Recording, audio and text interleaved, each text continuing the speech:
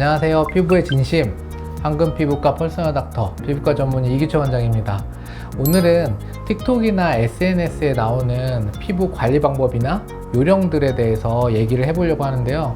제가 좀 전에도 이 탭으로 많이 찾아봤는데 굉장히 많아요. 제가 알지 못했던 것들도 있고 이런 거는 좀 그런데 하는 것들도 있는데, 오늘은 제가 피부과 의사로서 그런 SNS에 나와 있는 뭐 관리법이라든지 이런 것들에 대한 팩트 체크를 차장님하고 한번 같이 얘기를 해보도록 하겠습니다. 저는 틱톡에서 제일 많이 네. 보는 게 얼음팩. 얼음으로 뭐 얼굴 문지르면 네. 모공도 좁아지고 뭐 붓기도 많이 빠진다라고 하던데, 얼음팩 마사지는 지금도 많이 하고 있죠. 저도 며칠 전에도 했어요. 자고 일어나니까 눈이 많이 부어서 아침에 일어나서 아이스팩으로 마사지하고 했는데, 이런 얼음팩으로 피부를 마사지하면 당연히 붓기도 좀 빠지고요. 일시적으로 모공이 좀 줄어요. 근데 이걸 자주 하거나 너무 과하게 하게 되면 오히려 홍조가 더 심해질 수 있고요. 오히려 모세혈관들이 더 많이 늘어져서 피부 자체가 더 민감하게 바뀔 수도 있어요. 얼음을 댄다고 하더라도 아이스팩을 직접 대지 마시고요. 타올이나 손수건 같은 걸로 감싸서 너무 차갑지 않게 하시고, 또 잠깐씩 대고 좀 쉬었다가 또 대고 이렇게 하셔야 돼요. 마사지를 과하게 하게 되면 우리가 동창이라 그래요. 이런 피부 염도 유발할 수가 있고요. 우리 한겨울에 추운데 오래 있으면 동상 걸리잖아요. 그런 것처럼 피부 조직 손상까지도 유발할 수도 있기 때문에 아이스팩을 사용을 하되 너무 과하게 사용을 하지 않는 거를 추천드립니다. 요즘 또 유행하는 게 바세린이에요. 그 스킨 슬러깅이라고. 네. 가을에 얼굴에 듬뿍 네. 바세린을 바르고 자면 뭐 꿀감. 스킨 슬러깅. 슬러깅이란 단어가 요즘에 많이 핫한 것 같아요. 바세린을 이용하는 것 뿐만이 아니라 다른 것들을 이용하는 것들도 요즘에 많이 나오던데요. 일단은 바세린은 뭐 다들 아시다시피 우리가 사용하는 수분제, 보습제라고 하죠, 일반적으로. 그 보습제들 중에서 차단력이 제일 높은 제품 중에 하나예요. 그래서 바세린을 얼굴에 듬뿍 바르고 주무시면 우리 피부가 굉장히 막혀 있잖아요.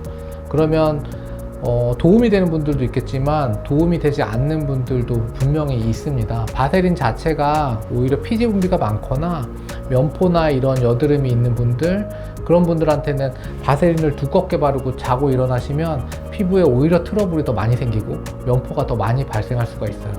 근데 바세린 자체를 매우 건조한 피부 질환이 있는 분들이거나 아니면 필요한 부분에 국소적으로 살짝 쓰시면 일반적인 우리가 바르는 보습제보다도 더 높은 효과를 얻을 수 있는 건 맞아요. 그래서 본인 얼굴이 바세린이나 이런 거를 어떻게 쓰면 좋을지는 가까운 피부과에 가서 진단 받으시면 더 도움을 많이 받으실 수 있습니다. 저는 화장 때문에 네. 매일매일 이중세안을 하고 있거든요. 그래서 매일 하는데 이중세안은 꼭 하는 게 좋은. 이중세안은 필요할 때 하면 좋죠. 우리가 화장을 진하게 하거나 아니면 뭐 중요한 날 색조 화장 진하게 하잖아요.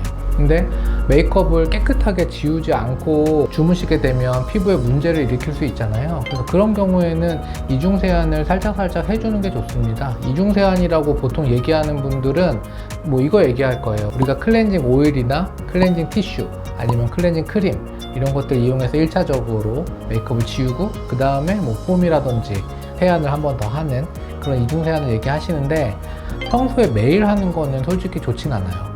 우리가 모공 안에 있는 노폐물을 제거하는 게 좋은 건 맞지만 과하게 제거하다 보면 피부가 예민해져요. 민감해져서 또 다른 피부의 문제들을 발생을 유도할 수가 있어요.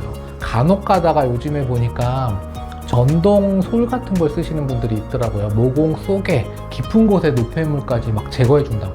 그런 것들은 피부를 굉장히 안 좋게 만들 수 있으니까 꼭 상담 후에 사용하시는 걸 추천드립니다. 여드름에 치약 바르면 좋다는 네. 그 영상 엄청 많거든요. 치약은 저도 아까 좀 전에 얘기하셔가지고 차장님이 얘기해 주더라고요. 그래서 봤는데 전 놀랐어요. 치약은 그 안에 들어있는 성분을 표를 쭉 보면은 되게 여러 가지 성분이 있거든요. 근데 그 중에서 피부를 자극할 수 있는 성분이 너무 많아요. 그래서 여드름 때문에 치약을 쓰는 거는 저는 솔직히 제 개인적으로는 추천하진 않고요. 피부과 가서 진단 받으시면 여드름에 쓸 수 있는 연고들이 요즘에 너무 많아요. 좋은 것들이. 그런 연고들 중에 하나를 선택해서 쓰시는 거를 추천드립니다. 뭐 오일팩, 꿀팩, 감자팩, 레몬팩, 라임팩, 네. 이런 거 천연팩은 어떤가요? 천연팩은 뭐 저도 어렸을 때 많이 했어요. 어디 휴가 갔다 오면은 저희 어머니가 막 오이 붙여주시고, 그 다음에 학교 갔다 오면 저희 어머니 막 감자 붙이고 계시고 그랬어요. 예전부터 천연팩들 많이 했는데, 우리가 인위적으로 합성한 재료들보다는 천연 재료가 좋은 점을 분명히 가지고 있어요. 하지만 천연 재료들 중에서 각각의 특성들이 다르잖아요. 특히나 뭐 레몬이라든지 뭐 이런 것들은 pH가 낮아요. 즉 산도가 높다는 얘기죠. 그런 것들은 피부에 바르거나 그런 걸로 마사지를 했을 때 굉장히 자극감이 심할 수 있고요.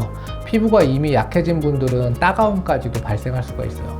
적절하게 본인 피부에 맞춰서 어떤 재료들을 이용한 팩을 하면 좋을지를 잘 상담하셔가지고 적절하게 쓰면 천연팩도 도움이 많이 될 수 있습니다.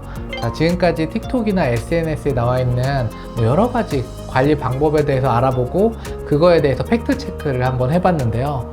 여러분들이 SNS에 나오는 방법들을 그냥 무분별하게 따라하기보다는 내 피부에 맞는지, 또 어떤 장점들, 어떤 부작용이 있을 수 있는지를 꼭 정확하게 상담하시고 해보시는 걸 추천드립니다. 지금까지 피부의 진심, 황금피부과 퍼스널 닥터 피부과 전문의 이규채 원장이었습니다. 그럼 다음에 또 만나요. 안녕.